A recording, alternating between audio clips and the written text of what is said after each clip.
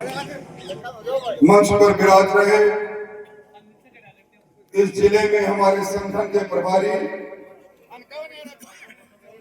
राजस्थान सरकार में मंत्री का पद सुशोभित कर रहे हैं भाई राम गोपाल जी सुधार साहब, भाई राजेंद्र जी नायक साहब, यहाँ की प्रधान संतोष जी, बहन मनवरी जी, मेरे साथ विधानसभा में कई बार रहे खेमाराम जी, सम्मान्य अलकर सिंह जी, और इस इलाके में हमेशा आपकी बात को लेकर, जन समस्या को लेकर, विकास को लेकर लगातार 30 दिन 12 महीने काम करने वाले विक्रम सिंह जी, मंच पर उपस्थित सभी मंडल अध्यक्षगण, सभी सामान्य नागरिक वृंद और मेरे सामने इस 9:30 बजे की बेला में इतनी बड़ी संख्या में उपस्थित भारतीय जनता पार्टी को मानने वाले, जानने वाले, विक्रम सिंह और इनकी पूरी पार्टी पर विश्वास करने वाले मोतियों से महंगे किसान भाइयों और नौजवान मित्रों, आज जिले के अंदर 3 अलग-अलग तहसील में कार्यक्रम हुए। एक कार्यक्रम सरदारसर में था, फिर राजगढ़ जाना पड़ा और अब जिले के नुक्कड़ के इस गांव के अंदर हूं। आते आते इतना विलंब हो गया कि मैं खुद अपने आप में शर्मिंदगी महसूस कर रहा था, और यहाँ अपनी इस विशाल सभा को देखकर, विशाल संख्या को देखकर मैं मन ही मन सोच रहा था, इतनी बड़ी संख्या में 4.5-5 घंटे से खाने के समय को भूलकर ये मेहनत का किसान भाई क्यों बैठे हैं? सरकार में मंत्री नहीं, सरकार में विधायक नहीं, किसी पद पर नहीं, उसके पश्चात भी पूरे राष्ट्रीय स्वागत, और यहाँ आपका ये अपनायत लिए हुए यहाँ विराजे रहना, मेरे मन ने ही उत्तर दिया कि तेरी जिंदगी के अंदर अगर तेरे पास सबसे बड़ी संपत्ति है राजेंद्र, तो ये उन लोगों का प्यार है, 36 कौम का अपनत्व है, जो इस समय भी आप यहां विराजे हैं। अभी विक्रम ने ग्राम पंचायत और पंचायत समिति के चुनाव की बात छेड़ी। मैं यहाँ के सरपंच साहब को, संजय जी को और विक्रम को, इन दोनों को धन्यवाद देना चाहूंगा और बधाई भी देना चाहूंगा। कल आचार संहिता लग जाएगी, आपके दोनों का कार्यकाल की अंतिम संध्या है। इस कलयुग में कहा जाता है, गाने वाले का बोलबाला और जाने वाले का मुंह काला। आप पद से जा रहे हैं, और उसके पश्चात भी आज आपके प्रति मैं जो स्नेह देख रहा हूं, आप दोनों पर नजर नहीं लगे। इस कर्म पथ के कठोर पथ पर यूं ही चलते रहो। लोगों का विश्वास, जनता में जनार्दन का रूप देखकर जो काम करता है, उसे जनता का प्यार यूं ही मिलता है। सुजानगढ़, बिदासर दोनों पंचायत समिति में लगभग 16, 17 नई ग्राम पंचायत बनी। ये ग्राम पंचायत नहीं बनना ग्राम पंचायत की छोटी इकाई बनना ये विकास का राह अपने आप खोलने का काम है। यहाँ पुराने लोग बैठे हैं, भैरव सिंह जी शेखावत का शासन था, उन्होंने मंत्रिमंडल की बैठक में तय किया कि राजस्थान में कोई भी ग्राम पंचायत ऐसी नहीं रहे जो सड़क से नहीं जुड़े। सरपंच चाहे किसी पार्टी का हो, पर ग्राम पंचायत ये विकास की दूरी बने। वसुंधरा जी का शासन आया, उन्होंने कहा कि हर ग्राम पंचायत के अंदर हायर सेकेंडरी स्कूल होगा, हर ग्राम पंचायत के अंदर अटल पथ होगा। भजन लाल जी का समय आया, इन्होंने कहा ग्राम पंचायत और गांव और ढाणियों में माकूल बिजली की व्यवस्था हो। जो योजना ढाणियों में कनेक्शन की बंद कर दी वो चालू की, और जल जीवन मिशन में हर घर में मीठा पानी जाए। ये बात मैं इसलिए कह रहा हूं कि अपना जिला ये मरू जिला था, डेजर्ट जिला था, पर हमें वो अधिकार नहीं मिल रहा था। भजन लाल जी ने वो अधिकार दिया और नई ग्राम पंचायत बनी। और निश्चित तौर पर विक्रम आज इतनी बड़ी संख्या में लोगों को देखकर मैं वादा करके जा रहा हूं, आप चाहे पानी की समस्या के समाधान के लिए, मैं चुनाव हारने के बाद कभी सचिवालय में नहीं गया, किसी मंत्री के घर नहीं गया, मुख्यमंत्री जी जब बुलाते हैं तब जाता हूं, पर इस बार भी जयपुर आएगा, तेरे साथ जहां भी चलना होगा, आपकी चिकित्सा में और आपके पानी के नासूक के रूप में बनी समस्या का समाधान निश्चित तौर पर करेंगे। आज राजस्थान के अंदर गृह मंत्री जी आए और उन्होंने हजारों नौजवानों को सरकारी नौकरी के लिए जिनका चयन हुआ उनका नियुक्ति पत्र बांटा। जब भी गृह मंत्री जी आते हैं, मुख्यमंत्री जी आते हैं, हजारों करोड़ों रुपए के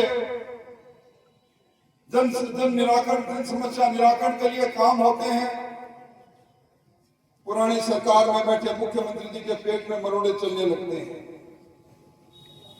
मैं गहलोत साहब का बयान देख रहा था, प्रेस कॉन्फ्रेंस करके, और हमारी सरकार के मंत्रियों पर, संजय शर्मा पर कह रहे थे कि सरकार के मंत्री धरने पर बैठते हैं, सरकार का इकबाल नहीं।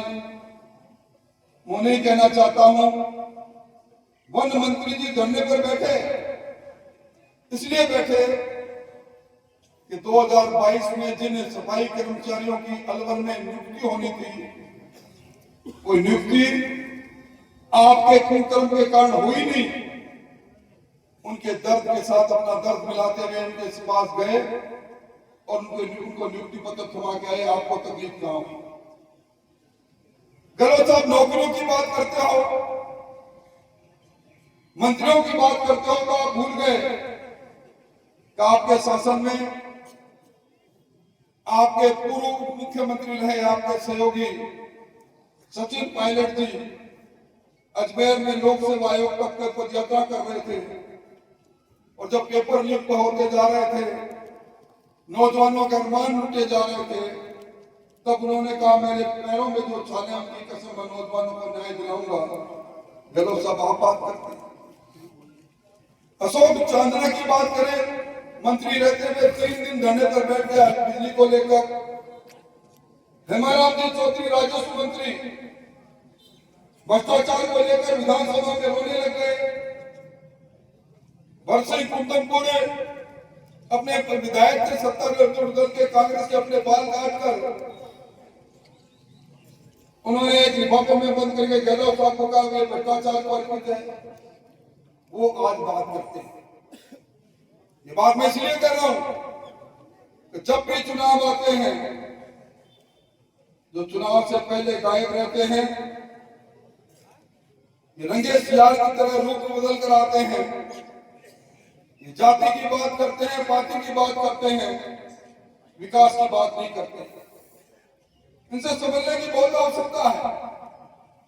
व्यक्ति जीवन में अपना कर्म बदल सकता है, स्वभाव बदल सकता है, विभाग बदल सकता है, पर वे माता ने जो फैसला कर लिया वो जाति बदली नहीं जाती। आदमी काम का प्यारा होता है, चाम का प्यारा नहीं। और ये भारतीय जनता पार्टी की सरकार, अभी मुझसे पहले यमुना जल की बात आई, भैरव सिंह जी शेखावत ने सपना देखा था। महिषीगढ़ के अंदर आदरणीय काकोसा कुमार सिंह जी के साथ हम 3-4 मंत्री यहाँ आए थे। एक बार उन्होंने एक ही बात कही थी कि अगर तुम लोग चूरू जिले की दिशा को सुधारना चाहते हो, दशा को सुधारना चाहते हो, तो जो शेखावत साहब यमुना का पानी को लाने की बात कर रहे हैं, इस पानी को लाने के लिए सब लोग कोशिश करो। और ये बद कोशिश कामयाब हुई। 34,000 करोड़ की योजना बनी है। राजगढ़ में हाशियावास में पूरे सुधारगढ़ की जो आपके जितने वार्ड होंगे, जितनी आबादी की भूमि है, उस भूमि से बड़े बड़े 3 जलाशय बनेंगे। 299 किलोमीटर में पाइपलाइन जाएगी, उसमें 2 मोटरें एक साथ चला लो और उन हाशियाबाद से ये चूरू जिला पानी देगा। हम जूझरों को देंगे, सीकर को देंगे और एक लाइन जाएगी हिसार को। समय बदल रहा है और 80,000 से ज्यादा हेक्टेयर भूमि इससे सिंचित होगी। और उससे भी बड़ी बात है कि आपको याद होगा, पहलगाम की घटना के बाद ऑपरेशन सिंदूर चला था और हमारे प्रधानमंत्री जी ने कहा कब पानी और खून एक साथ नहीं बहेगा। ये सिंधु नदी का पानी ये हमारे देश की सरहद से निकलकर आप पाकिस्तान में जाता है। 1960 में समझौता किया था नेहरू जी ने, अयूब खान ने। मैं इस समझौते को रद्द करता हूं। वो समझौता रद्द हुआ, उसके अंदर भी कई किलोमीटर की सुरंगें बनकर पानी हरिके के बांध में आएगा। हरिके के बांध से वो पानी राजस्थान के अंदर गंगानगर, हनुमानगढ़, तारानगर होते हुए हमारे सारी हमारी जमीन को सरसब्ज करेगा। वो भी हमारी पीढ़ी निश्चित तौर पर देखिए। मैं इस अवसर पर आपको एक ही बात कहना चाहता हूं, जो व्यक्ति अपनी निष्ठा के साथ, अपनी साफ नियत और नीति के साथ चलता है, वो सबको संतुष्ट कर सके या नहीं कर सके, और उसकी नियत और नीति पर निश्चित तौर पर देखना चाहिए। साफ नीति से काम करने वाले, साफ नियत से काम करने वाले, और देर हो सकती है, सवेर हो सकती है, पर अंधेर नहीं हो सकती। आज इस इलाके के अंदर हमारे प्रधान दोनों बैठे हैं, मनप्रीत जी और हमारी प्रधान संतोष जी बैठे हैं। इन दोनों ने अपने कार्यकाल में इस इलाके में कुछ करने की कोशिश की। सरकार कांग्रेस की रही, भारतीय जनता पार्टी के कालखंड में इनको समय थोड़ा कम मिला। अब के कड़ी से कड़ी जोड़नी है। गांव की सरकार, शहर की सरकार अच्छे लोगों की बनानी है। संविधान में 73वां 74वां संशोधन हुआ था। सारे अधिकार पंचायत समिति, ग्राम पंचायत और नगर पालिकाओं में चले गए, इसलिए सावचेती अपने को रखनी है।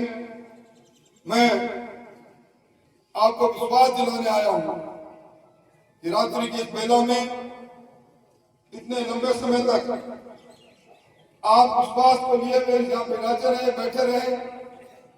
निश्चित तौर पर अब तक जो काम नहीं हो पाए, मैं आज आपका विराजना अपने आप पर एक ऋण है, उस ऋण को लेकर जा रहा हूं, कर्जे को लेकर जा रहा हूं।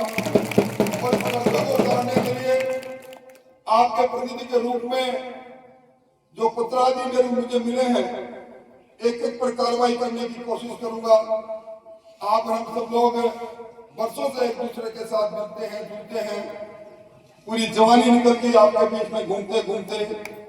पर एक बात जरूर कहूंगा, इतने वर्षों में इस स्वाधीन जीवन में कोई माई का लाल ये नहीं कह सकता किसी टकसाल में ऐसा सिक्का डला हो जो राजेंद्र राठौड़ जैसे कार्यकर्ताओं को खरीद सकता है।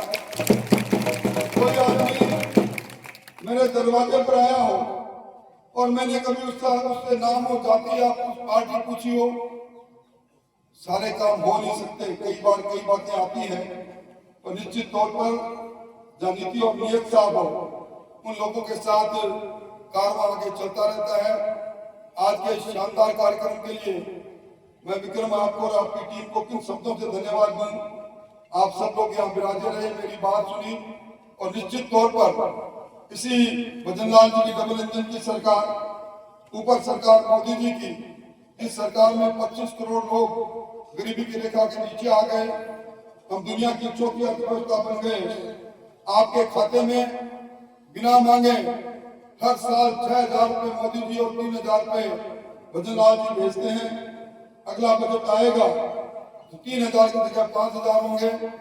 आपके यहाँ प्रधानमंत्री आवास योजना में इस साल 2 लाख मकान मंजूर हुए हैं। आपके यहाँ कोई एक ढाणी ऐसी नहीं बचेगी जिस ढाणी में बिजली की व्यवस्था नहीं हो। RDSS में हमारे अपने एक जिले के अंदर लगभग 36,000 ढाणियां स्वीकृत हुई है। पीने के पानी के लिए घर घर में पीने का पानी पहुंचेगा। और इस बार जो जी राम जी आया है उसमें पक्के काम इतने होंगे, किसी चीज की जरूरत नहीं पड़ेगी। इन सारे कामों को करने के लिए आवश्यकता इस बात की है एक अच्छा माध्यम बना रहे, तो वो माध्यम है ग्राम पंचायत और पंचायत समिति। उसमें आप सावचेती रखना। फिर मुलाकात होगी, फिर मिलेंगे। आपके प्यार के लिए और आज के विलंब के लिए क्षमा चाहते हुए आपका प्यार, आपका आशीर्वाद के लिए बहुत बहुत धन्यवाद, बहुत बहुत धन्यवाद। एक बार सभी